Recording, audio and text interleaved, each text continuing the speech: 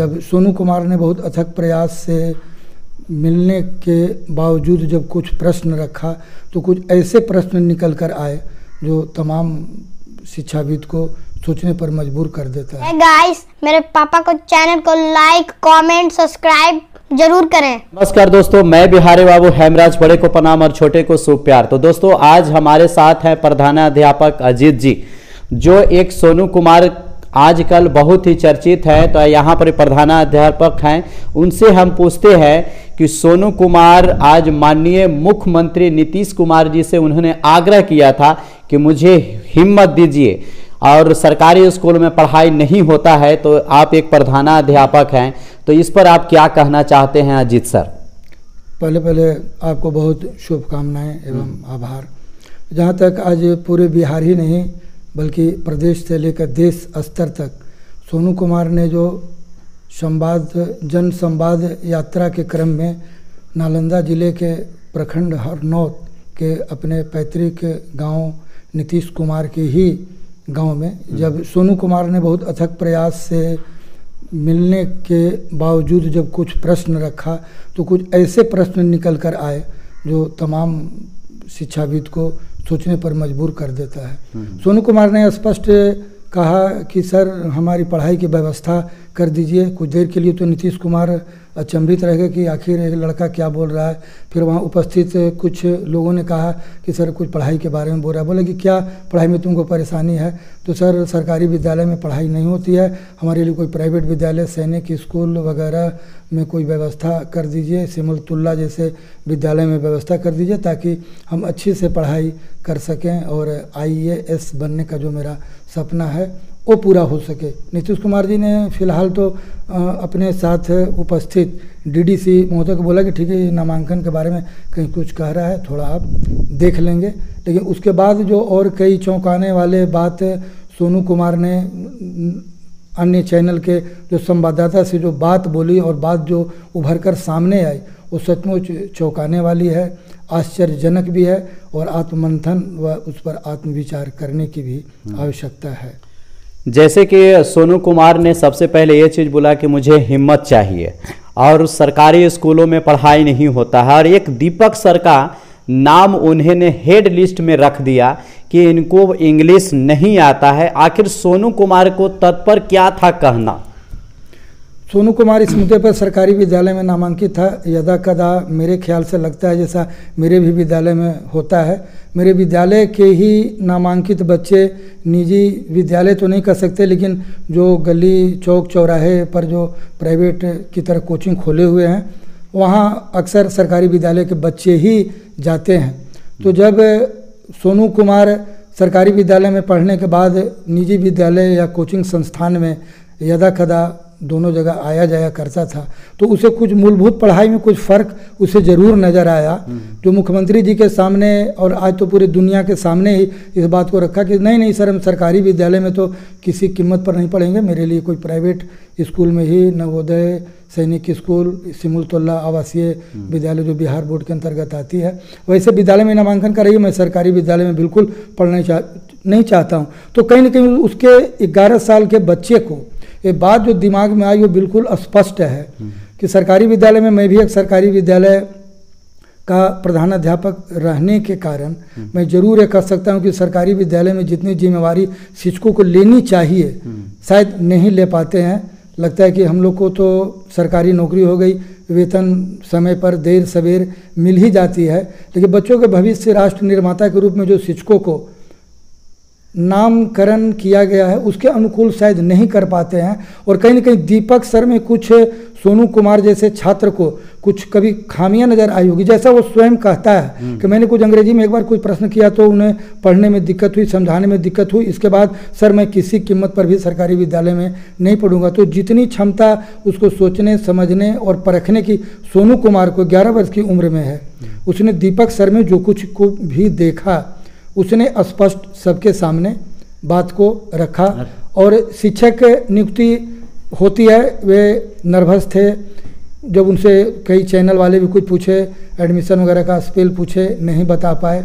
Nervous होने के बाद कुछ गलतियां हो जाती है, लेकिन ऐसी भी बात सोनू कुमार को टाला नहीं जा सकता कि आखिर सरकारी विद्यालय से पल्ला क्यों झाड़ लिया। सरकारी विद्यालय में कोई सोनू कुमार ने आज पहली बार ऐसी बात नहीं कही है, इसके पहले भी कई मीडिया वाले विद्यालय में गए हैं और जब प्रश्न किए हैं तो इस तरह की बातें आई है जो मैं हाँ जी जी, ये बात सही कर रहे हैं। पर हमेशा देखा जाता है कि जितने सारे मीडिया वाले जाते हैं तो ज़्यादा कोई भारी क्वेश्चन नहीं पूछते हैं, या तो जनवरी के स्पेलिंग पूछते हैं, या तो फरवरी के पूछते हैं, या तो एलिफेंट के पूछते हैं, या तो फिर एप्पल का पूछते हैं, या फिर भारत का प्रधानमंत्री कौन है, बिहार का शिक्षा मंत्री कौन है। ये सब कुछ जीके से बहुत ही हल्का हल्का इजी क्वेश्चन पूछा जाता है। उसी तरह से दीपक जी से भी पूछा गया था। दीपक जी को इंग्लिश नहीं आती है, या इंग्लिश उन्हें अच्छा नहीं बोल पाते हैं, या हिंदी का स्पेलिंग नहीं आता है, तो ये गलती किसकी है? दीपक जी की गलती है, यानी दीपक सर की गलती है, या सरकार की गलती है? इसके बारे में बताइए।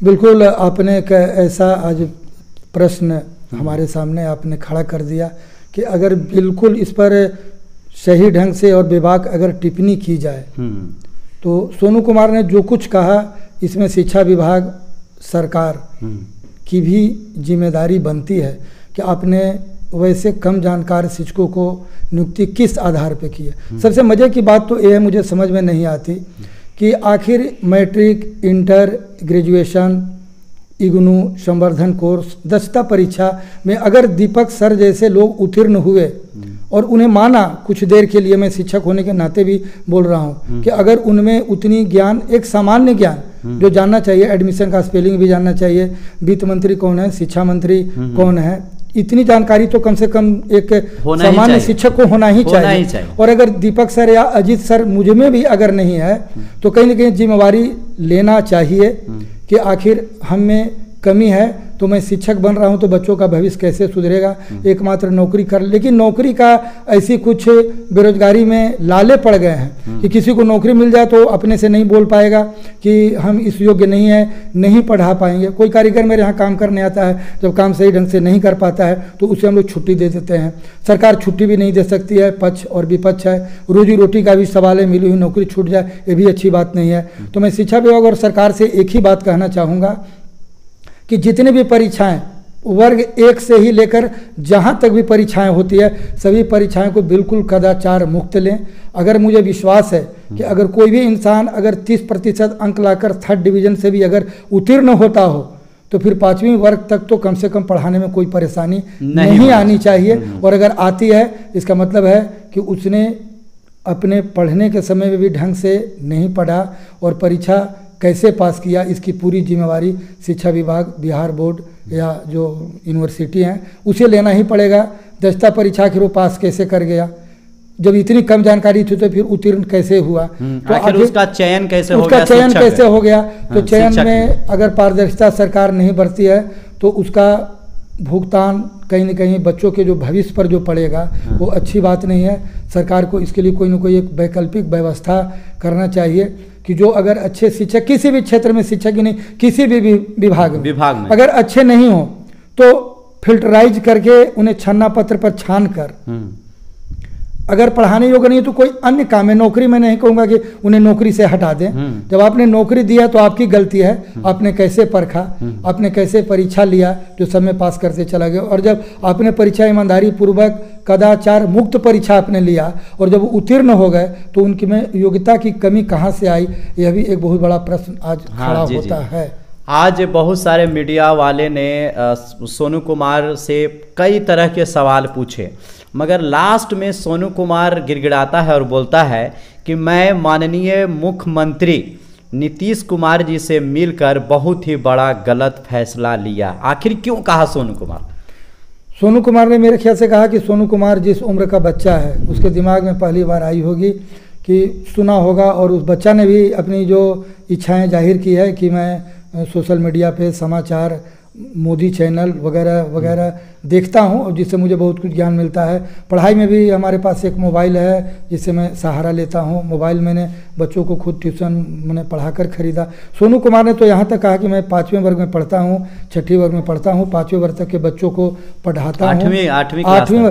और सबसे तो अफसोस की बात है कि उसने यह कह दिया कि सरकारी विद्यालय के बच्चे अगर 8वें वर्ग के भी आ जाएं तो उससे पढ़ा दे। ऐसा क्यों कहा? सोनू जानता है कि 8वें वर्ष सरकारी विद्यालय में पढ़ने वाला सामान्य जोड़ घटाव गुना भाग भी नहीं जानता है, तो उसे पढ़ा देना सोनू कुमार जैसे विद्यार्थी के लिए बाएं हाथ का खेल है। हाँ। तो अगर 8वें वर्ग तक कोई विद्यार्थी सरकारी विद्यालय में वर्ग 1 से लेकर 8 तक गया और उसे अक्षर और अंक का ज्ञान भी नहीं हुआ, इसकी पूरी की पूरी जिम्मेवारी शिक्षक को तो है। लेकिन जिसने भी ऐसे शिक्षक को नियुक्त किया जिनकी जानकारी कम हो, सिर्फ वेतन से ही अगर एक परिवार चल जाए, लेकिन उस शिक्षक से आने वाला हमारी पीढ़ी बर्बाद हो जाए, ये भी बर्दाश्त करने योग्य बात नहीं कही जा सकती है।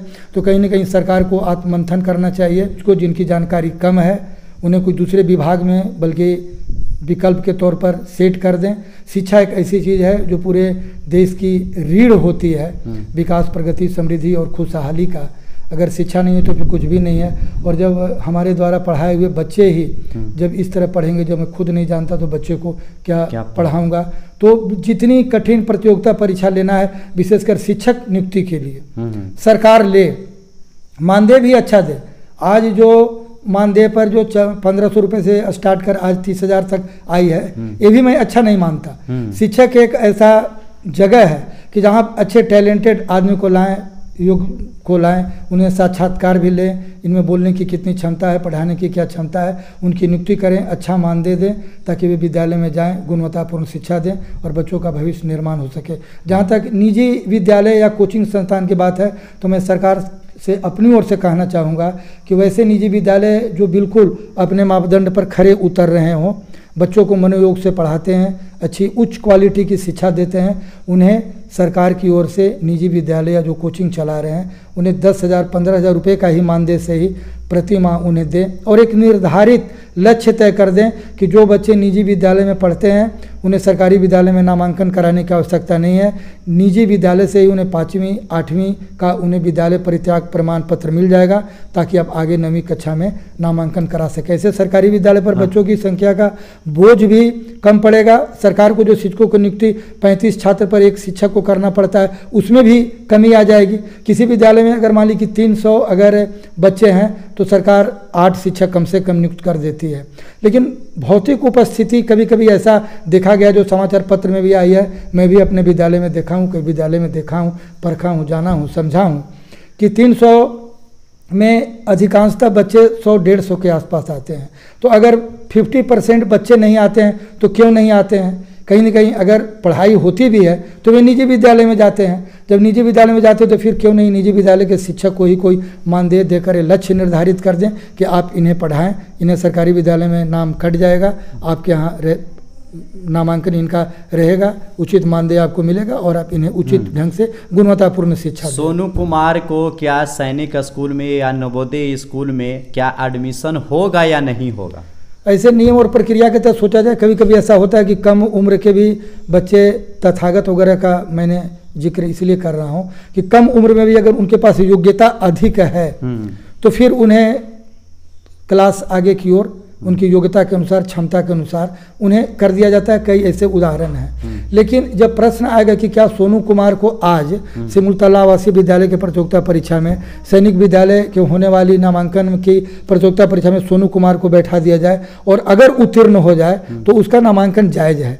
ऐसे अगर सोनू कुमार का नामांकन अगर मुख्यमंत्री कोटे से या कहने पर ले लिया जाए तो सोनू कुमार जैसे अनगिनत ना जाने कितने छात्र मेधावी आज भी पड़े हुए हैं, जो सरकार के लिए एक दुविधा संशय की स्थिति बन जाएगी, कितना कोई भी नामांकन करा पाएंगे। तो मेरा यही कहना है कि सरकारी विद्यालय से लेकर निजी विद्यालय में सरकार ऐसी व्यवस्था करे कि ऐसे शिक्षक की नियुक्ति करे, इतना सम्मानजनक उन्हें मानदेय दे कि वे सारा काम छोड़ करके सिर्फ बच्चों के गुणवत्तापूर्ण शिक्षा देने के काम में लग जाएं, ताकि उसे सोचना ही नहीं पड़े कि फिर हमें कोई अन्यत्र विद्यालय में हमें जाना पड़ना है। सरकार जब कई प्रकार की सरकारी योजना और लाभ, छात्रवृत्ति, पोशाक, साइकिल, मध्याह्न भोजन जब देती ही है तो फिर बच्चे विद्यालय में आखिर क्यों नहीं आते हैं? तो सरकार को भी सोचना चाहिए। जो पदाधिकारी उच्च स्तरीय निरीक्षण के क्रम में जो आते हैं उन्हें भी तय करना होगा कि अगर हम विद्यालय में जाते हैं, बच्चे की उपस्थिति कम है तो कम क्यों है, बच्चे अगर कम जानते हैं तो क्यों जानते हैं। 8वें वर्ग में कोई बच्चा चला गया, सामान्य जोड़ घटाव नहीं जानता है, तो इसका जिम्मेवार कौन है? जिम्मेवार तो कहीं ना कहीं हमारे जैसे शिक्षक ही हैं। तो मेरे ख्याल से आपके माध्यम से, चैनल के माध्यम से एक संदेश देना चाहेंगे कि विशेषकर वर्ग 1 से लेकर 5वीं तक जब शिक्षकों की नियुक्ति हो तो पहली से 5वीं तक अगर किसी शिक्षक को हिंदी विषय पढ़ाने के लिए दिया जाए तो उसे 5 घंटे रेगुलर दिया जाए कि आप पहले वर्ग में हिंदी पढ़ा लें, फिर आप दूसरी घंटी में दूसरे क्लास में चले जाएं, तीसरी में तीसरी चले जाएं, ताकि कहने का शिक्षक को मौका नहीं मिले कि 5वीं वर्ग में गया तो इसे अक्षर का ज्ञान क्यों नहीं हुआ। क्योंकि पहले वर्ग से जब आप ही, अजीत कुमार ही मान लिया मैं ही हूँ, तो मैं अगर पहले वर्ग से हिंदी पढ़ाने का काम 5वें वर्ग तक कर रहा हूँ और वही बच्चा जो पहले वर्ग में मेरे साथ था 5वें वर्ग में आ जाए और वो बच्चा अगर अक्षर का ज्ञान नहीं है, हिंदी की किताब पढ़ नहीं पाता है ठीक से, तो जिम्मेवारी मुझे लेनी पड़ेगी और स्वीकार करना पड़ेगा। और ऐसे टीचर पर कार्रवाई भी होनी चाहिए कि आपका पढ़ाया हुआ बच्चा आखिर 1 से 5 तक आप ही के संपर्क में रहा, आप ही के विद्यालय में रहा, फिर भी इसे अक्षर और अंक का ज्ञान कैसे न हुआ। दूसरे शिक्षक को आप गणित का जिम्मेवारी देंगे जो वर्ग 1 से लेकर 5 तक लगातार। तो इसी तरह से मतलब जितने सारे शिक्षक हैं तो उनको बार बार बारी बारी से जो इंग्लिश के हैं तो इंग्लिश के ही सारे घंटे लेंगे, है ना। तो दोस्तों देखिए अजीत सर में आज जो भी बताया है वो बहुत ही अच्छा, खास करके सोनू के बारे में कि उसको डायरेक्ट बोला जाए तो उसको सैनिक में या नवोदय स्कूल में नाम नहीं लिखाया जाए, पहले उसको तैयारी करवाया जाए और तैयारी करवाने के बाद वो कंपटीशन में जाएगा और उसमें अगर पास हो जाता है तो उसको नामांकन करवा दे। क्योंकि सोनू जैसा बहुत सारे इंडिया में लड़के भरे पड़े हैं, पढ़ने में तेज है बहुत सारा, और दोबारा ये भी मौका नहीं मिलेगा कि हमारे बिहार में या पूरे भारत में सरकारी स्कूलों में पढ़ाई नहीं होती है। पढ़ाई हर जगह होती है और होनी भी चाहिए, मगर कुछ जो सरकार के कारण और कुछ हमारे जो टीचर हैं उनके कारण, और कुछ ऐसे जो टीचर हैं जो दबंगई करते हैं, जो अपने घर के पास घर में ही रहते हैं, यानी कहने का मतलब अपने जहां वहां स्कूल है उसी के घर में यानी उसी के बगल में उनका गांव होता है और वहां दबंगई करते हैं। तो ऐसे से शिक्षकों को बिल्कुल दूर रखिए, क्योंकि ऐसे शिक्षक हमारे बिहार को नहीं, हमारे आने वाला जो छोटा जो भविष्य है ना उसको खराब कर देंगे। तो इसलिए मैं चाहता हूं कि आप लोग जो भी शिक्षक हैं खास करके सरकारी स्कूल के, वो कम से कम अच्छे बनने की कोशिश कीजिए। आज दीपक सर की गलती नहीं है, दीपक सर जी के पीछे गलती करवाने वाले सरकार है, क्योंकि सरकार अगर पहले स्टिक रहती तो आज ऐसा नहीं होता कि एडमिशन का और हिंदी का एलिफेंट का स्पेलिंग दीपक जी को नहीं आता। अगर दीपक जी इंटरेस्ट रखते कि मुझे बच्चे को कल जाके पढ़ाना है और मुझे ये चीज वर्ड मुझे मालूम करना है, याद कर लेना है, तो जरूर एक मेहनत करते। आवाज सोनू कुमार नहीं बोलता कि दीपक सर ऐसे नहीं है। तो दोस्तों यही एक छोटा सा वीडियो था।